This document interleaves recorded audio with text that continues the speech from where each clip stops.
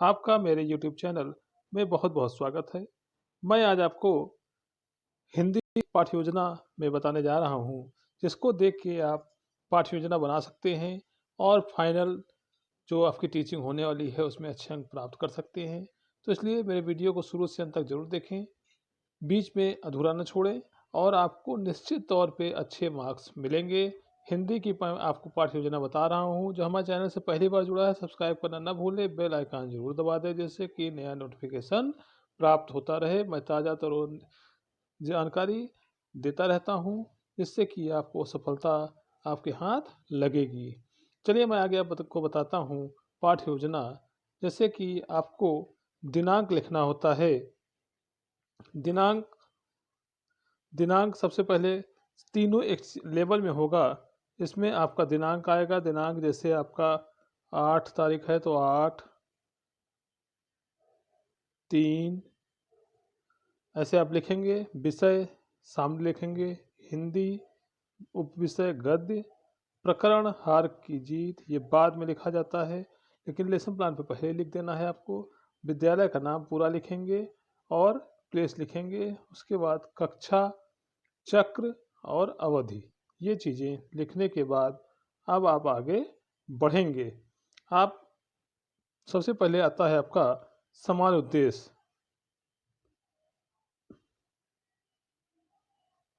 समान उद्देश्य में 4 पॉइंट आपको लिखना है। जैसे बच्चों में हिंदी विषय के प्रति रुचि जगाना, जागृत करना। दूसरा है बच्चों को कल्पना शक्ति का अवसर प्रदान करना। तीसरा है बच्चों को स्पष्ट एवं धारा प्रवाह गति तथा शुद्ध उच्चारण के साथ कहानी पढ़ाना।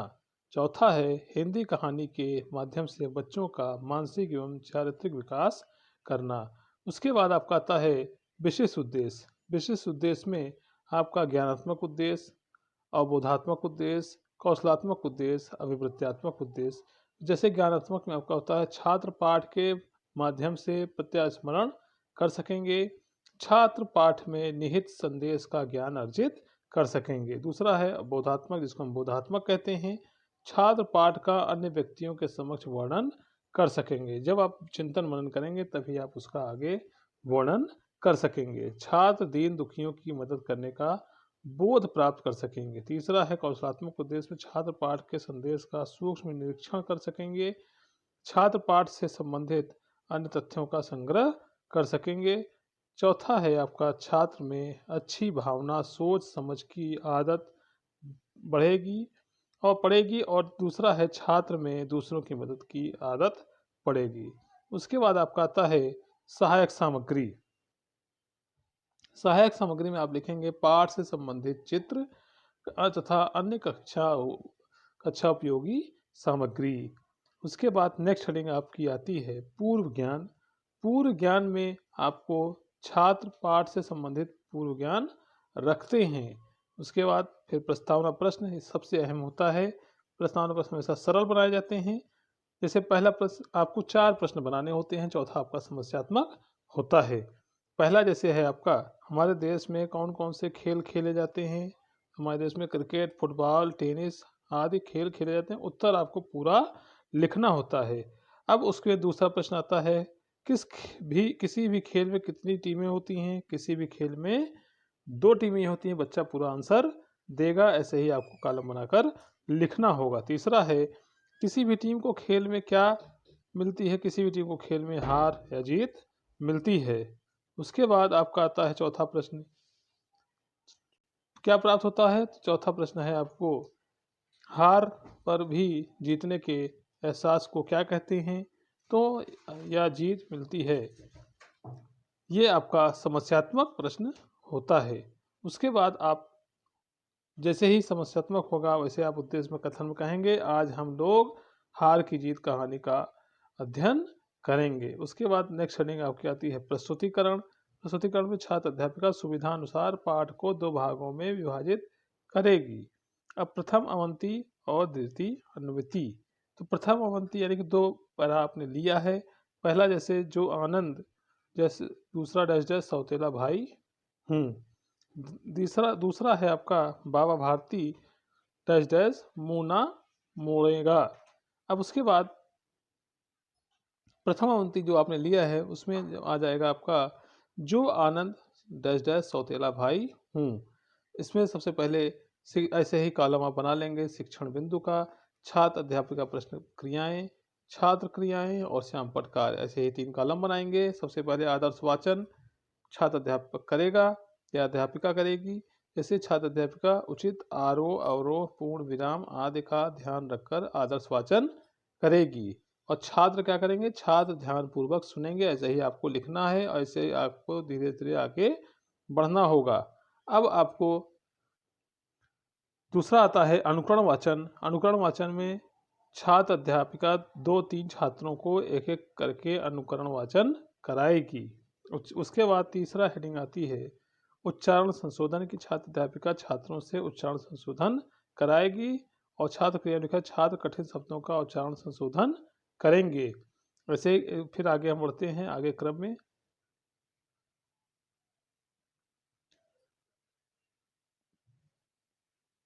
फिर आपका आता है बोध प्रश्न। बोध प्रश्न में छात्र अध्यापिका प्रश्न क्रिया और छात्र क्रिया। बाबा भारती अपने घोड़े को किस नाम से पुकारते थे? तो प्रश्न उत्तर, बाबा भारती अपने घोड़े को सुल्तान के नाम से पुकारते थे।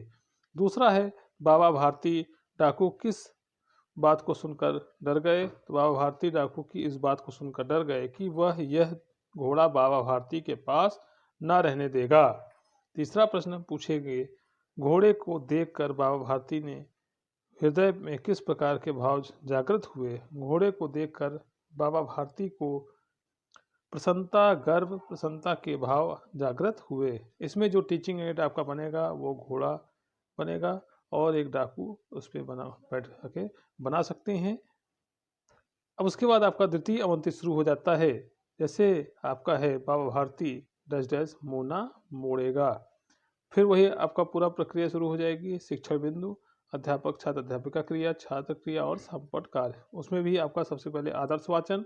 आदर्श वाचन में छात्र अध्यापिका उचित आरोह अवरोह पूर्ण विराम आदि का ध्यान रखकर आदर्श वाचन करेगी और छात्र उसको ध्यानपूर्वक सुनेंगे, जैसा आप पिछली अवंती में देख चुके हैं। दूसरा आपका आता है अनुकरण वाचन। अनुकरण वाचन में छात्र अध्यापिका 2-3 छात्रों को एक एक करके अनुकरण वाचन कराएगी।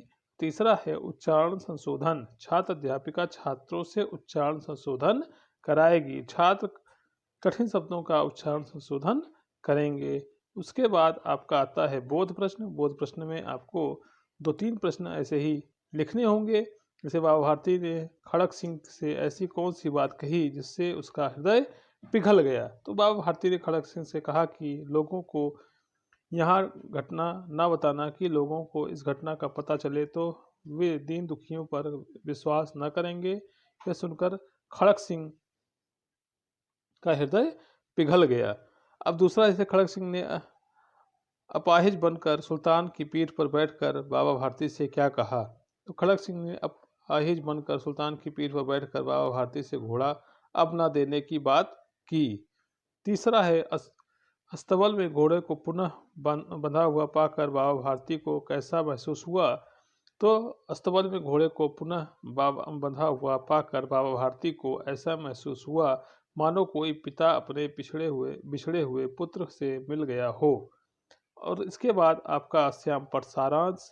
श्यामपट सारांश में 3 कॉलम बनेंगे। ऐसे ब्लैक बोर्ड आप चस्पा करेंगे, ब्लैक कलर का कागज, और उस पर ऐसे ही मिथ्या झूठा उसका वाक्य प्रयोग, कीर्ति प्रसिद्ध उसका वाक्य प्रयोग, प्रतीत आभास उसका वाक्य प्रयोग, अभिलाषा इच्छा, जैसे हम हमेशा सबकी मदद करना ही हमारी अभिलाषा होनी चाहिए, विचित्र अद्भुत बाबा भारती का घोड़ा विचित्र। तो इस तरह से उसके बाद लेखन एवं निरीक्षण कार्य आता है। लेखन और निरीक्षण कार्य में छात्र अध्यापिका द्वारा किए गए श्यामपट सारांश को छात्र अपनी उत्तर पुस्तिका में लिखेंगे तथा छात्र अध्यापिका कक्षा का निरीक्षण करेगी। उसके बाद आता है मौन वाचन। छात्र अध्यापिका 2-3 मिनट का समय देकर छात्रों से मौन वाचन कराएगी। मौन वाचन के बाद आपका आता है पुनरावृत्ति प्रश्न। पुनरावृत्ति प्रश्न में रिक्त स्थानों की पूर्ति कीजिए।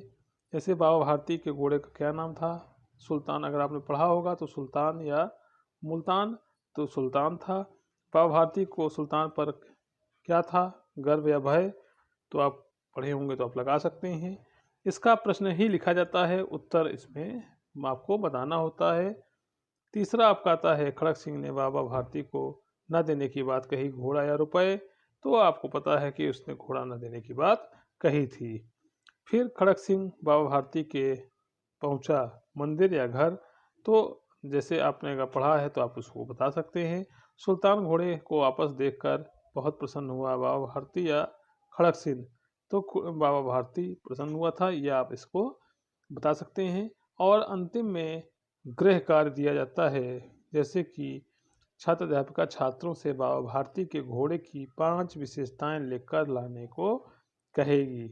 इस तरह से आप हिंदी का पाठ्य योजना तैयार कर सकते हैं और अच्छे अंक प्राप्त कर सकते हैं। इसलिए मेरे वीडियो को शुरू से अंत तक ज़रूर देखें और आपको